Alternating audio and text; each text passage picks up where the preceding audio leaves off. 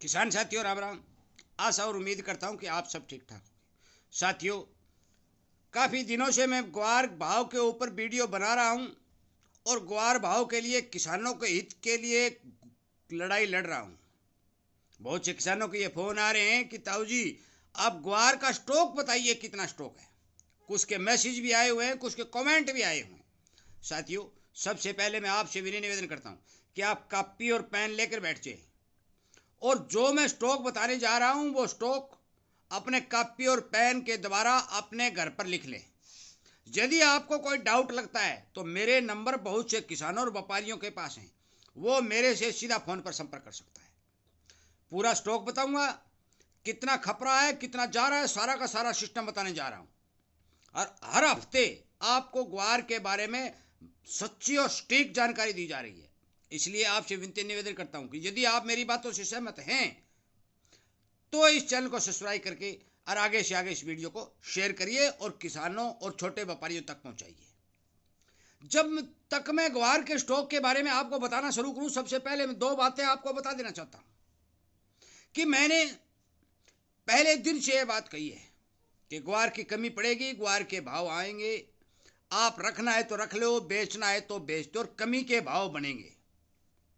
मैंने किसी भी किसान को यह नहीं कहा कि आज तू बेचते रह, आज तू खरीद ले। परंतु बहुत से व्यापारी भाई, बहुत से किसान भाई लगातार बाजार में माल उतार रहे हैं।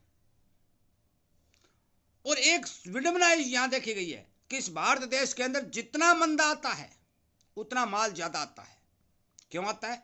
अब मौके के ऊपर जिन मिलों को जरूरत है उनकी कैपेसिटी से 5,000 बोरी ज्यादा मिल रही है, जो रोजाना के 37 और 38,000 की पिड़ाई ग्वार की हुआ करती थी, और वो चल रही है। फंडामेंटल मजबूत है, डिमांड भरपूर है, 6 साल के ऊपर स्तर पर पहुंच चुकी है। परंतु आप लोग इस बारे कतई ध्यान नहीं देते। आप ये चाहते हैं कि रांद काट दो। मेरी कुछ पैसे वाले व्यापारियों से भी बात हुई, उनके पास अच्छा पैसा है, परंतु वो कह रहे हैं हमें तो जगह खाली करनी है। भाई जगह खाली करनी है तो आपने जगह भरी क्यों? मैं किसान से भी ये बात कहना चाहता हूं, यदि किसान की कैपेसिटी नहीं थी तो उसने इतना भारी भरकम स्टॉक देश के अंदर क्यों खड़ा किया? 1 लाख रुपए क्विंटल के भाव के लालच में जो इतना बड़ा स्टॉक, जो 4-4 हजार करोड़ बोरी देश के अंदर खड़ा हुआ, तो आज जो स्टॉक बच रहा है उसका क्या बोझ लगा हुआ है? आज आपके पास यदि ग्वार पड़ा है तो उसका क्या बोझ लगा हुआ है? आप जितना मंदे भाव के अंदर इनको माल देते रहोगे तब तक एक पैसा नहीं मिलने वाला। ये मैं बार बार कह रहा हूं। मेरे वीडियो के ऊपर सवाल उठाने वाले सभी भाइयों को मैं ये बता देना चाहता हूं कि या तो आप पूरे एरिया के डाटा निकाल के मेरे को दें कि हमारे यहाँ इतना माल है, इतना माल और होने के कारण भाव को दबा हुआ है। भाई बिजाई करोगे, ज़्यादा से ज़्यादा माल की भरमार देश के अंदर खड़ी करोगे तो स्टॉक बढ़ाओगे तो भाव कोई नहीं देगा, क्योंकि इन एक्सपोर्टरों ने चाहे इनका अरबों रुपए लगे हो, उन्होंने अपने आपके गांव गांव गए, आपके घर घर गए, आपके व्यापारियों के पास गए, आपके फोटो खींची, आपके वीडियो बनाए और आपकी एक एक बोरी को लिख करके बड़े बड़े एक्सपोर्टरों तक पहुंचा दिया। उनको पता चल गया कि अब ये माल मिलेगा ही मिलेगा, भाव इनको देना नहीं। आपको बताना जरूरी नहीं था, आपके घर में पड़ा था, परंतु आपने अपना सारा का सारा डाटा उनको दे दिया और उन्होंने ये सोच लिया कि अब बिना भाव के माल खरीदा जाएगा। मैं एक बात स्पष्ट तौर पर कह देना चाहता हूं कि किसान और छोटे व्यापारी का एनकाउंटर किया जा रहा है, उसे डराया जा रहा है, उसे धमकाया जा रहा है, उसे बाजार के अंदर बहुत ज्यादा माल खड़ा होने की बात बताई जा रही है और भगाया जा रहा है, उसकी गोली मार दी जा रही है और ग्वार छीन लिया जा रहा है। सीधा का सीधा आरोप लगा रहा हूं मैं। मुझे किसी का डर नहीं, मैं किसान हूं, मुझे कोई व्यापारी का डर नहीं, मुझे कोई एक्सपोर्ट का डर नहीं, मुझे कोई और किसी चीज का डर नहीं। मैं स्पष्ट तौर पर कहना चाहता हूं कि किसान और छोटे व्यापारियों का ग्वार के अंदर एनकाउंटर किया जा रहा है, उसको क्लियरिटी मारा जा रहा है। साथियों, मैं आपको स्टॉक बताने जा रहा हूं, जो मर्जी रखें या बेचें, परंतु जो जानकारी मेरे पास होगी मैं एक एक जानकारी आप तक पहुंचाऊंगा और ना ही किसी का रुकूंगा। ग्वार भाव के हिसाब से लड़ाई मेरी जारी रहेगी, चाहे कमेंट कोई कुछ भी करे, चाहे कोई फोन भी कुछ भी, मुझे इस बात की कोई परवाह नहीं। जब तक भाव नहीं मिलेगा तब तक मैं ग्वार भाव के ऊपर वीडियो जारी रखूंगा और किसानों से मांग करूंगा कि यदि आपको कोई पैसा नहीं दे रहा है, आपको भाव नहीं दे रहा है, तो आप 10,000 रुपये बीघा की आमदनी देने वाले ग्वार की बिजाई न करके मूंग मोठ बाजरा की बिजाई कर लें, ताकि 35-40 हजार रुपये बीघा की आमदनी उसमें मिलेगी। कोई जरूरी नहीं हम दूसरे के लिए काम क्यों करें। हम उन एक्सपोर्टरों को हमारा अनाज पैदा करके क्यों दें? जब हमें वो इसके बदले पैसे नहीं दे रहे हैं, भाव नहीं दे रहे हैं, तो हम उनको माल क्यों दें और उस माल की बिजाई क्यों करें? हमें यदि ठीक ठाक सामान मिलता है, हमें ठीक भाव मिलता है, हमें हमारा पैसा मिलता है, हमारी मेहनताना हमें मिलता है, तो हम काम करने को तैयार हैं। परंतु यदि हमारे से फ्री में माल छीना जा रहा है तो हम बिजाई क्यों करें? साथियों, आपकी एक भैंस दूध देती है, उसका घी आप तैयार करते हो। यदि आपका घी 800 रुपये किलो का है तो 800 रुपये तो मिलने चाहिए, 1000 का है तो 1000 मिलने चाहिए। यदि आपको 200 रुपये के अंदर घी मिल रहा है तो फिर आप उस घी को पैदा ही क्यों करें? साथियों, मेरा विनय निवेदन और हाथ जोड़ के प्रार्थना है कि जो किसान भाई मेरी मदद करना चाहते हैं वो इस तरह की किसानी हित के अंदर आवाज़ उठाएं और इस तरह जो ग्वार के ऊपर लगातार लूट मची हो रही है, लगातार इनको एनकाउंटर किया जा रहा है, इनके खिलाफ अपनी आवाज़ सोशल मीडिया के ऊपर बुलंद करें। चैनल के साथ जुड़ करके, चैनल की सहायता और सदस्यता को बढ़ा करके इस मुहिम को ताकत देने की कृपा करें। अब सुनिए, स्टॉक आपने पेन कॉपी ले लिया होगा, क्योंकि 2-3 मिनट में जहां भी कहीं भी वो स्टॉक पेन कॉपी ले आता है। सुनिए, पहले मैं लेता हूं हनुमानगढ़ और गंगानगर से। हनुमानगढ़ और गंगानगर में 15 लाख बोरी, बीकानेर में 15 लाख बोरी, नागौर मेड़ता में 7 लाख बोरी, जोधपुर में 50 लाख। ये एक बात और सुन लो, जोधपुर में ग्वार नहीं है, जोधपुर में गम है। गम को यदि ग्वार में कन्वर्टर किया जाएगा तो उसका 50 लाख बोरी ग्वार बनेगा, समझ रहे हो ना आप? उसके बाद आ गया सीकर, चूरू और जयपुर 10 लाख बोरी, हरियाणा के अंदर 10 लाख बोरी, गुजरात के अंदर 5 लाख बोरी। दोबारा फिर बता रहा हूं, हनुमानगढ़ गंगानगर 15 लाख, बीकानेर 15 लाख, नागौर मेड़ता 7 लाख, जोधपुर जो 80 लाख गम है, टन गम है, उसको कन्वर्ट करके 50 लाख, और सीकर, चूरू और जयपुर 10 लाख, हरियाणा 10 लाख और गुजरात 5 लाख। ये बनता है 1 करोड़ 17 लाख बोरी। यदि आप मेरी बात से सहमत नहीं है और आपको ज्यादा दिखाई दे रहा है तो आप 5 लाख और जोड़ दे, 1 करोड़ 25 लाख बोरी। 1 करोड़ 25 लाख बोरी जो आपको मैंने स्टॉक बताया, उस स्टॉक के अंदर 50 लाख बोरी के लगभग स्टॉक डेड स्टॉक होता है। वो किसी भी भाव में नहीं बिकता, चाहे आप 1 लाख कर दोगे तो भी वो नहीं बिकेगा। वो तो रहेगा ही रहेगा। वो नया पुराना हो सकता है, कम बदला सदली हो सकती है, परंतु वो रहेगा। पीछे बच गई 75 लाख बोरी। 75 लाख बोरी भाइयों, सीधी बात है, 12 लाख बोरी के हिसाब से 6 महीने का स्टॉक इस देश के अंदर मौजूद है।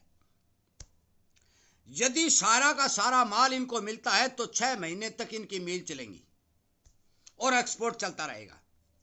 अब डिपेंड आप पर करता है कि आप इस माल को कितने समय में सेल करते हैं और आगे स्टॉक खड़ा करने के लिए बिजाई कितनी करते हैं।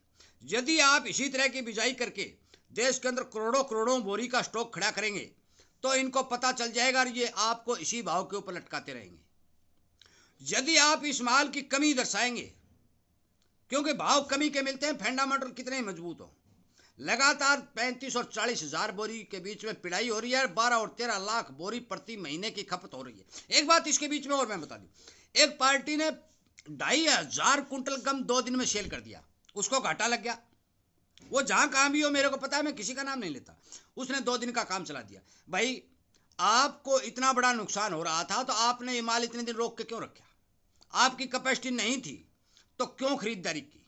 साथियों, इसी तरह के बड़े बड़े लोगों को इस तरह दबाया गया, इसी तरह से कमजोर किया गया और उनको इस तरह से मजबूर किया गया कि वो अपना माल मंदे भाव में इस बाजार में काट दें और उस माल का सारा पैसा जो है, पिछले वीडियो में मैंने बताया था कि एक राजगढ़ साइड का एक किसान है, उसका 2500 रुपये कुंटल में ग्वार छीन लिया गया। साथियों, यही भी नमूना है कि हम बिना सोचे समझे भारी भरकम माल का स्टॉक खड़ा कर देते हैं। और मैंने एक वीडियो में पहले बताया कि आपको जो सेमिनार करके, बेंच लगा करके, फूलों से सजा करके जो एक भाषण दिया था कि 1 लाख रुपए हो जाएगा तो भी अच्छा, उस 1 लाख रुपए के चक्कर में आपने देश के अंदर भारी भरकम स्टॉक खड़ा किया और भारी भरकम स्टॉक खड़ा किया और पुराना स्टॉक लगातार इनको मिलता रहा और मिलने के चलते इनकी डिमांड पूर्ति होती रही। साथियों, अब भी एक बात और बता देना चाहता हूं, मूंगफली की बिजाई पिट गई है और यदि मूंगफली की जगह ग्वार लेता है तो बिजाई के जो आंकड़े आएंगे वो आपको बता दूंगा, परंतु मूंगफली की बिजाई जो पिटी है उसका भाव पर असर देखने को मिलेगा। यही कारण है, यदि ग्वार की बिजाई पिटेगी तो भाव पर असर देखने को मिलेगा। स्टॉक नहीं होगा ये मारामारी करते फिरेंगे और आपके माल का ठीक पैसा देंगे, परंतु यदि स्टॉक खड़ा करेंगे तो मान के चलो कि आपको कोई पैसा देने वाला नहीं है। मेरा किसी को भ्रमित करने का, किसी को खरीदने या बेचने की कहने का कोई उद्देश्य नहीं। मेरा सिर्फ और सिर्फ एक उद्देश्य है कि जो माल, जो बात बाजार के अंदर है वो किसान तक पहुंचनी चाहिए। जो किसानों के उत्तर थे, प्रश्न थे कि आप स्टॉक के बारे में बताइए, मैंने एक एक कड़ी मेहनत करनी पड़ती है, एक एक मंडी का आपको स्टॉक दे दिया है। हो सकता है अनुमानित है, हो सकता है कि थोड़ा बहुत ऊपर नीचे हो जाए, परंतु ये स्टॉक हमेशा के लिए आपको इस बात के को याद रखने के लिए मजबूर करेगा कि आपने जितना ज़्यादा स्टॉक इस देश के अंदर खड़ा किया उतना ही नुकसान हमें खुद को झेलना पड़ा। साथियों, मेरे इस वीडियो को ज़्यादा से ज़्यादा शेयर करें। बाजार की जो भी जानकारी मेरे पास आएगी वो आप तक मैं जरूर वीडियो के माध्यम से पहुंचाऊंगा, बिना किसी दबाव के, बिना किसी रोक टोक के। सच्ची जानकारी होगी। दूसरी बात, मैं सभी किसानों से विनय निवेदन करता हूं कि जिस चीज़ का कोई पैसा नहीं देता उस चीज़ की सेल बंद कर दो, उसकी बिजाई बंद कर दो। हमें जो पैसा देगा हम उसी चीज़ की बिजाई करेंगे। स्पष्ट बात यदि करोगे और अपने पैरों पर स्ट्रोंग होकर के अगले आंख में आंख मिला के बात करोगे, तब आपको कोई भाव देगा। इस तरह से 2,500 कुंटल माल एक दिन में सेल करने से भाव कोई नहीं देता, क्योंकि उन्हें पता है कि इसके फंसी हुई है, ये तो माल देगा ही देगा।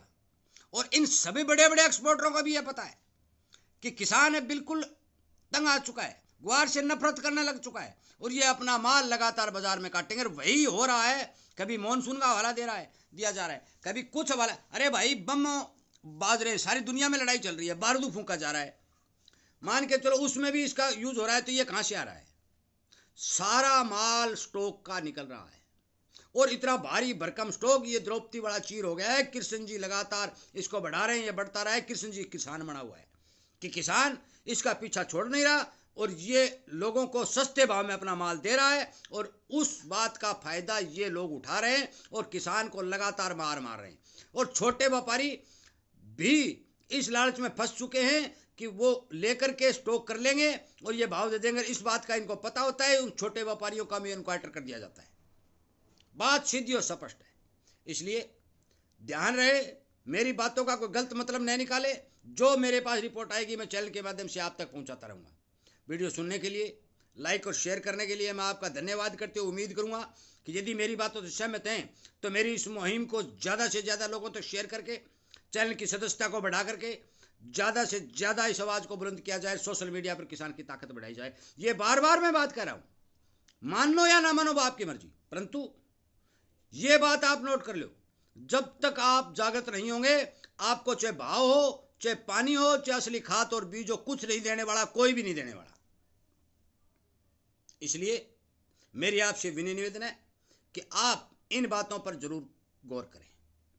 वीडियो सुनने के लिए, लाइक और शेयर करने के लिए, जो काम आप किसान हित में कर रहे हैं, उन सब के लिए आपका धन्यवाद करते हुए मैं इस वीडियो को विराम देता हूं। जय हिंद।